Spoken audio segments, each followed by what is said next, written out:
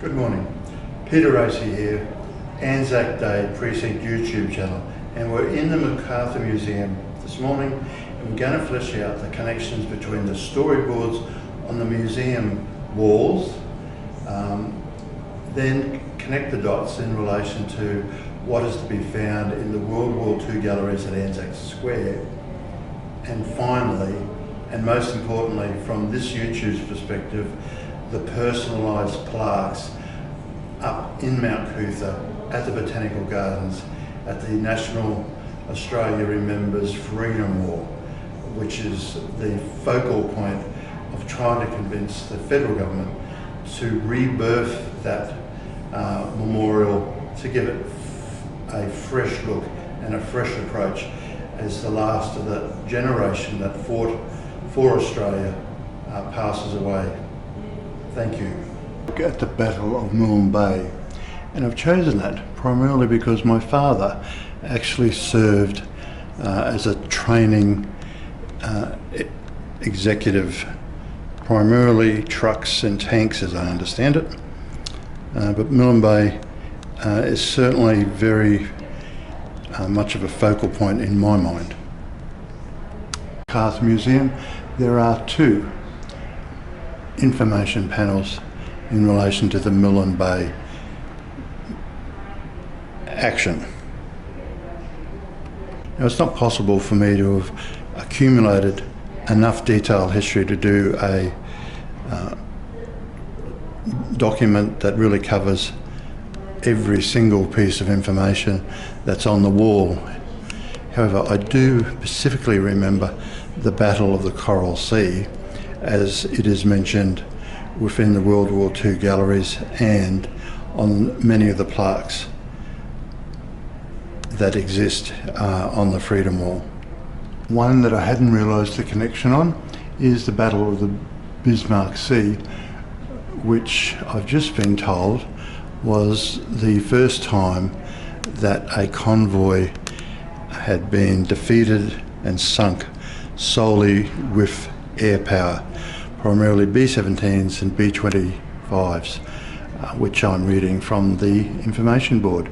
But there are, I am absolutely certain, in the World War II galleries, plaques to that particular aircraft.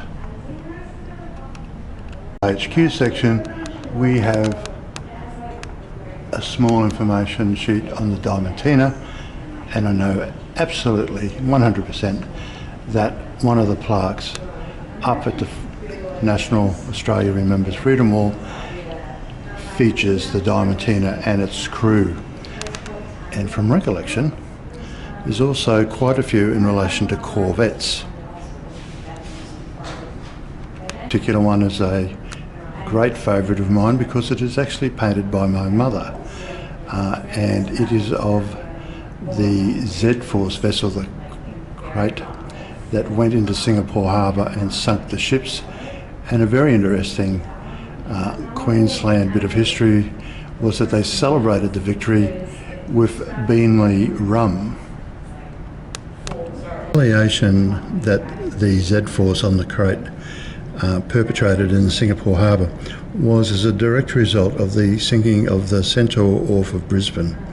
And here is a poster, and again in the World War II gallery there is a plaque in relation to the sinking of the Centaur, but very interesting memorial that I wanted to capture down there in the World War II galleries was the Centaur Memorial, which is directly in front of us. One of the most interesting panels I find is this one on code breakers, and it's interesting that the Redlands Regional Council just recently acquired, I'm pretty sure from the federal government, the radio base that really was the central focus of the success of the code breakers, with all of its buildings and other artefacts that are still in existence. On the probability that a plaque exists to a Lockheed P-38 Lightning plane, this model is included in our records. But what I also find extraordinarily interesting is the yoke from actually the plane that crashed carrying Admiral Yamamoto. One of the highlights of the visit into the MacArthur Museum is coming into this hallowed space, which was MacArthur's office during World War II. I always find it an amazing experience. It's just as if the thoughts and the spirit of World War II is still present.